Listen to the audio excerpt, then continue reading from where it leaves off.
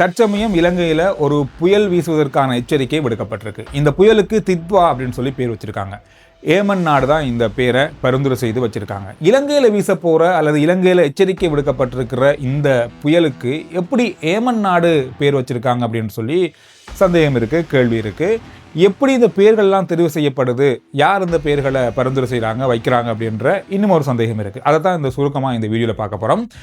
இந்திய பெருங்கடலில் ஏற்படுகின்ற புயல்களுக்கு பேர் வைக்கிறதுக்குன்னு சொல்லி WMO அப்படின்ற அமைப்பு ஒன்று இருக்காங்க. இவங்க ஆசிய நாடுகளை மையப்படுத்தி தான் இந்த அமைப்பு இருக்குது. இந்த அமைப்பில் India, Ilangai, Bangladesh, Pakistan, Malaitheevu, Myanmar, Thailand, Oman, Yemen, Iran, Saudi Arabia, UAE, Qatar, Kuwait ஆகிய நாடுகள் இதில் இருக்காங்க. இந்த முறை ஏமன் நாடு இலங்கைக்கு பேர் வச்சிருக்காங்க. இந்த லிஸ்ட்டில் அவங்க இருக்காங்க. எப்படி இந்த ஏமன் நாடு இந்த முறை வந்திருக்காங்கன்னு சொன்னால், இது ஒரு சுழற்சி அடிப்படையில் இந்த நாடுகள் எல்லாமே இந்த பேர்களை கொண்டு வருவாங்க. இந்த அமைப்பில் இருக்க நாடுகள் ஏற்கனவே ஒரு வருஷத்துக்கு முதலோ அல்லது இந்த அமைப்பில் ஒரு 6 மாதத்துக்கு முதலோ ஒரு 13 பேர்கள் கொண்ட புயல்களுடைய பேர்கள் கொண்ட பட்டியலை இந்த அமைப்பிட்ட கொடுப்பாங்க ஒவ்வொரு நாடுகளும். இந்த பட்டியலை வச்சுக்கொண்டு ஒரு பட்டியலை தயார் செய்வாங்க இந்த அமைப்பு. இதில் இருந்து தான் அந்த பேர்களை தெரிவு செய்து ஒவ்வொரு நாடுகள் அந்த சுழற்சி முறையில் இந்த நாடுகளுக்கான அந்த நேரம் வரும்போது அந்த புயல்களுக்கு, இந்திய பெருங்கடலில் ஏற்படுற புயல்களுக்கு பேர் வைக்கப்படுகிறது. இந்த பேர் எப்படி இருக்கணும் அப்படின்ற நிபந்தனைகளும் இந்த நாடுகளுக்கு கொடுத்துருப்பாங்க. பேர் சின்னதாக இருக்கணும், உச்சரிக்கிறதுக்கு இலகுவாக இருக்கணும், இந்த மாதிரி ஆண்பால் பெண்பால், ஒரு மதம் அல்லது இனம் சார்ந்த ஒரு பெயராக இருக்கக்கூடாது, பொதுவான பெயராக இருக்கணும்.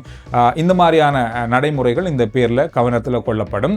இதில் இன்னுமொரு முக்கியமான விஷயம் இருக்குது. இந்த புயல்கள் வரும்பொழுது அதிகளவான சேதத்தை ஏற்படுத்தும் இருந்தால் இந்த புயலுடைய பேரை மீண்டும் ஒரு முறை பாவிக்க மாட்டாங்க. குறிப்பாக 90% ஒரு புயலுக்கு பேர் வைக்கப்பட்டால் அந்த பேர் மீண்டும் ஒரு முறை பாவிக்கப்படக்கூடாது அப்படின்றதான் இதில் இருக்க ஒரு விஷயம்.